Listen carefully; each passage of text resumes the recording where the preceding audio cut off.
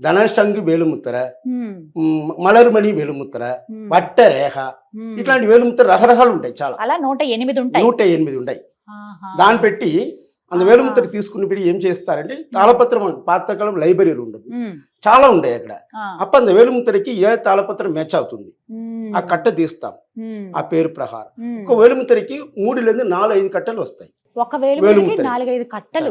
ఎందుకంటే మీరు పుట్టిన సమయం మీరు పుట్టిన ప్రపంచంలో చాలా మంది పుట్టి ఉన్నారు కదండి. గురుగారు ఇప్పుడు నేను అసలు మీకు సమయం చెప్పక్కర్లేదు, నా నక్షత్రం ఏం అవసరం చెప్పక్కర్లేదు, లేదు, పుట్టిన వేలుముద్ర మాత్రం కావాలి. రాసి చెప్పక్కర్లేదు. దాన్ని పెట్టి ఏం చేస్తారో పత్రం తీసుకుని వస్తారు. ఒక పత్రంలో ఒక కట్టెలో 30 నుంచి 80 ఆకులు ఉంటాయి, తాళపత్ర ఆకు. ఓ, అందులో ఒక్కొక్క ఆకు చదువుతారు అనమాట.